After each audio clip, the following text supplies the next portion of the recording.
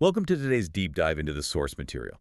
We've got a really fascinating document today exploring the hidden biological mechanics of canine immunity, and also, surprisingly enough, the incredibly high-stakes logistics of pet health records. Yeah, the logistics part is, it's way more critical than people think. Oh, for sure. So the mission today is to decode the complex science of how your dog's body actually fights disease. And, why the most critical tool in your pet care arsenal might just be like a really good filing system. Right, which sounds boring until you realize what's actually on the line. Exactly. So I want to set a scene straight from the source. Picture a crisp fall Saturday morning at the dog park. The grass is still a little damp, and this family arrives with a brand new puppy, a 4-month-old golden retriever. Oh, the best age. Just completely uncoordinated. Right, just over the moon happy, ears flopping everywhere, doing that full-body puppy wiggle. And so they let him off the leash, and he immediately charges toward the other dogs. And a friendly bystander, just watching her own dog, smiles and asks this really simple question. She says, "Oh, he's adorable. Has he had all his vaccines yet?" And that is the million-dollar question. It is. And the family, they look at each other a little uncertain. They're like, well, we think so. He got some shots at the breeder. The vet gave him something last month. We have a record card somewhere. I mean, somewhere is doing an incredible amount of heavy lifting in that sentence. Okay, let's unpack this because that's the terrifying part. This family clearly loves their dog, right? They're socializing and they're attentive. But that vague somewhere is actually a massive, invisible gap in protection. It really is. The gap between knowing your dog is protected and just sort of hoping they are based on a misplaced piece of paper, that's where real vulnerability lives. Biological threats, they don't operate on hope. They operate on opportunity. So let's move from that mystery card to the biological reality. Mm-hmm. What is actually happening inside that dog's body? Because if that somewhere card is missing and the puppy isn't up to date, what happens when a virus enters the system? Well, it's a cascade of events. Because I was visualizing a naive immune system like one that has never seen this specific virus before. I was thinking of it like a massive, really slow-moving government bureaucracy. Oh, I love that. A slow-moving bureaucracy is actually a really great way to think about it. Because when a brand new virus breaks into the body, the immune system doesn't immediately launch a full-scale targeted counterattack. It has to go through like a whole process. Right, so the virus gets in, and the frontline worker cells, the macrophages, they essentially say, okay, we see a problem, we've apprehended a suspect. Please fill out Form 27B. Exactly. Send this genetic info up to the central office, we'll process it, and get back to you with targeted antibodies in, say, 3 to 5 business days. Yeah, but here's the problem. The virus isn't just sitting quietly in the lobby waiting for its number to be called. A virus is a microscopic replication machine. It's just copying itself nonstop. Right. So by the time the central office, which would be your B cells and T cells, by the time they finally analyze the threat and produce the specific antibodies, the virus has already multiplied by the millions. Wow. It's destroying tissues, it's shutting down organs. In serious infections, that administrative delay is literally deadly. So if the delay is the primary danger, how does a vaccine actually alter that timeline, like at a cellular level? Well, to push your bureaucracy metaphor even further, a vaccine is essentially handing the central office the exact fingerprints and mugshots of a criminal before that criminal ever enters the city. Oh, I like that. So it's a practice run. Exactly. It's like drilling for a fire before there's ever a real one. Yeah. The vaccine introduces a weakened or killed or just a partial version of the pathogen. It's biologically incapable of causing the actual disease. Because it's just the mugshot. Right, it's just the mugshot. But the immune system's bureaucracy, it didn't know that. It sees the foreign protein, fills out all the paperwork, and prints the wanted posters, which are the antibodies. And it keeps those posters on file. Permanently, or, at least for a very long time. That is the magic of immune memory. So when the real live virus finally shows up months or years later, there is zero administrative delay. The system recognizes the fingerprints instantly, bypasses the paperwork, and neutralizes the threat before it can even replicate. So the fire trucks are literally parked in the driveway before the match is even struck. Exactly. Okay, so having the fire trucks ready is brilliant. But I want to push back slightly on behalf of the listener, because let's talk about the actual fires we're drilling for. I hear this from dog owners a lot, and honestly, I've wondered it myself. Sure. My dog is 5. He sleeps on the couch. He doesn't roam the streets. He has literally never met a wild raccoon. Are these diseases really still a threat to an average, well-loved family dog? Or is this just like overly cautious, worst-case scenario thinking? What's fascinating here is that we actually suffer from a bit of recency bias. Vaccines have been so incredibly successful over the last few decades that we just don't see streets lined with sick dogs anymore. Right, it feels like a problem from the 1950s. Yeah, so we assume the threat has vanished. But pathogens, they are indiscriminate. They do not care if your dog is a purebred champion or, a rescue mutt who sleeps on a velvet pillow. They don't check a pedigree before they infect. Okay, so let's run through these threats. Let's start with parvovirus, because that's the one that strikes absolute terror into the hearts of puppy owners. For good reason. But you mentioned opportunity earlier. If my puppy is just walking across an empty park, no other dogs are there, where is the opportunity for a virus? Well, parvo is an environmental nightmare, specifically because of its physical structure. So most viruses have a lipid envelope. It's essentially a fragile outer layer of fat. Okay. When you wash your hands with soap, or when that kind of virus sits out in the hot sun or rain, that fat layer melts or breaks apart and the virus dies really quickly. Like COVID, right? Hand sanitizer kills it. Exactly like that. But parvovirus is what we call a non-enveloped virus. It lacks that fragile fat layer completely. So it's walking around without a weak point. It is essentially a microscopic tank. It's protected by this pure, incredibly tough protein shell. Rain, freezing cold, scorching heat, even standard household cleaners do absolutely nothing to it. Wait, really? Household cleaners don't work? Most of them don't. A sick dog can leave parvovirus in the soil through their feces, and that virus can sit there, fully infectious, for months, sometimes even a year. Your puppy never has to meet the sick dog. They just have to walk through that patch of grass, lick their paw later, and the microscopic tank is in. Oh, wow. That is terrifying. And once it's inside, it attacks the rapidly dividing cells in the puppy's digestive system. It causes catastrophic vomiting, severe dehydration, and very often death. That is just a staggering level of hardiness. It's basically an invisible landmine in the dirt. So what are rabies? That's the one everyone knows is legally required, but the biological mechanism is pretty horrifying, right? Yeah, rabies is unique because of how it travels through the body. When a rabid animal bites a dog, the rabies virus doesn't just flood the bloodstream where the immune system can easily spot it. Yes, yeah. It enters the peripheral nerves right at the site of the bite. And then it uses the dog's own nervous system like a hidden highway.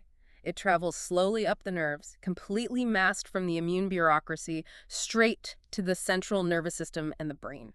So by the time it actually reaches the brain and the dog shows symptoms, the immune system is just entirely locked out. Completely locked out. Which is why rabies is 100% fatal once symptoms appear. For dogs and for humans. God, that's heavy. And that's why the legal requirements are so incredibly strict. If your dog bites someone and you do not have definitive proof of a rabies vaccine, public health officials have to assume the worst. The legal complications are immense. We vaccinate against rabies to build a public health shield around our human communities just as much as we do to protect the dog. And there are others too, right? The text mentions canine distemper, which attacks the respiratory and nervous systems, potentially leaving survivors with permanent neurological twitches. Yeah, or seizures. Right. And leptospirosis, which is a bacterial disease lurking in contaminated puddles, waiting for a dog to take a drink. So seeing this lineup of absolutely devastating, highly mechanical diseases, it naturally leads to an obvious question about timing. Okay, where are you going with this? Well, if parvo is a microscopic tank and rabies is a failed stealth bomber, why are we dragging out the puppy vaccine schedule? Like, why not just give a puppy one massive dose of protection on day one and be done with it? Right, the super shot theory. Yeah. Here's where it gets really interesting, because the way a puppy's body interacts with its mother's immunity is basically a biological tug of war. It really is. If we connect this to the bigger picture, biology just rarely cooperates with our desire for simple scheduling. To understand the timeline, we have to look at what's happening inside a newborn puppy. When a puppy nurses in the first 24 hours of life, it ingests colostrum. Which is that special antibody-rich milk. Exactly. It is packed with the mother's own antibodies. And these antibodies literally cross the puppy's intestinal wall and enter its bloodstream. So the mother is effectively downloading her immune memory directly into the puppy. I mean, that sounds like a perfect natural shield. Wouldn't that help the vaccine work better? You'd think so, but it actually does the exact opposite. Wait, really? Yeah. Those maternal antibodies are a temporary, borrowed shield, Antibodies are just pre-programmed biochemical tags, right? Their only job is to seek and destroy specific foreign proteins. So if you inject a parvovirus vaccine into a 6-week-old puppy who still has a really high level of maternal antibodies, those maternal tags instantly recognize the viral protein in the vaccine. Oh, no. They lock onto it, neutralize it, and flush it completely out of the system. Wait, so the mother's protection actually destroys the vaccine before the puppy can use it? Yes. The puppy's own immune system, our slow-moving bureaucracy, never even sees the mugshot. The maternal antibodies intercept the delivery at the front door, so the puppy learns absolutely nothing from the vaccine. And as those borrowed maternal antibodies naturally fade away over the next few weeks, The puppy is left with zero protection. That is wild. That completely reframes the entire puppy schedule for me. You are going to the vet every few weeks just to be extra cautious. no, you're dealing with a mathematical decay curve. Right. The standard schedule starts around 6 to 8 weeks of age, and it continues every 3 to 4 weeks until the puppy is 16 weeks or older. Vets are basically trying to thread a biological needle. Because they have to catch that exact window. Exactly. They are waiting for the exact moment when the mother's antibodies drop low enough for the vaccine's mugshot to actually reach the central office. But they have to act before the puppy is left totally vulnerable to the environment. And because every single puppy metabolizes those maternal antibodies at a slightly different rate, we have to administer a series of shots to guarantee we catch that window of vulnerability. Okay, so let's say the puppy survives this 16-week mathematical gauntlet. Fast forward 3 years, you now have a strong, highly energetic adult dog. Which brings us to this new psychological hurdle, the healthy dog illusion. This is a huge issue. Because I look at my adult dog, he's energetic, his coat is shiny, he eats like a horse, and I think my dog stays home most of the time. Why does he need vaccines for diseases he might never encounter? It's because the human brain is incredibly visually driven. We assess health based on what we can see. Bright eyes, boundless energy, healthy appetite. We assume that visible vitality equals cellular invincibility. Right, if he looks great, he must be fine. Exactly, but immunity is completely invisible. Because those wanted posters don't last forever. They don't. Memory B cells and T cells have a lifespan, and the length of that lifespan depends entirely on the specific disease and the specific vaccine. Over time, the immune system's memory of those fingerprints just begins to fade. The number of circulating antibodies drops. So a dog can look physically spectacular while simultaneously harboring zero biological defense against leptospirosis just because their last vaccine was 4 years ago. So the illusion of health masks the reality of vulnerability. Perfectly said. And the idea that a dog is completely isolated from these threats is also a myth, isn't it? I mean, even if they aren't going to big dog parks. Oh, isolation is almost always an illusion. Think about a standard, boring suburban dog's life. You have the walk around the block where raccoons scurry through at night. You have the occasional trip to the groomer where dozens of dogs congregate. Boarding facilities over the holidays. Yeah, even the waiting room at the vet's office itself. Pathogens don't announce themselves, and direct animal-to-animal contact isn't always required. Which really highlights the need for customized medicine. It's not just some mindless assembly line where every adult dog gets the exact same booster every single year. Not at all. A good vet evaluates a dog's specific risk profile. So some core vaccines, like distemper and parvo, have been formulated to provide protective immunity for 3 years in adult dogs. So you might be on a triennial schedule for those. Okay, that makes sense. But then let's take leptospirosis. That bacterial vaccine typically only provides robust immunity for about 12 months. If you live in a region with heavy rainfall or your dog loves hiking and drinking from streams, your vet is going to strongly advise an annual lepto booster. A dog that goes to doggy daycare 3 times a week needs very different protection than a senior dog who never leaves the backyard. So what does this all mean? We have this brilliant biological system. We've mapped the exact decay curves of maternal antibodies. We've turned microscopic tanks into harmless mugshots to train the immune system. We tailor these booster schedules based on lifestyle. The science is an absolute triumph. It's incredible. But it completely falls apart at the final mile because of human logistics. I mean, the irony here is amazing. We use technology for everything. Our phones track our REM sleep. They tell us how many steps we take. They remind us to buy milk. Yet our pets' critical medical records usually live on a crumpled piece of paper in a kitchen drawer. Or a faded receipt stuffed in the glove box of a car. And this raises an important question about how we manage pet health practically, because the most advanced biological defense in the world is utterly useless if you forget the appointment. Exactly. We're asking the human brain to do something it is inherently bad at. We are terrible at tracking invisible multi-year timelines.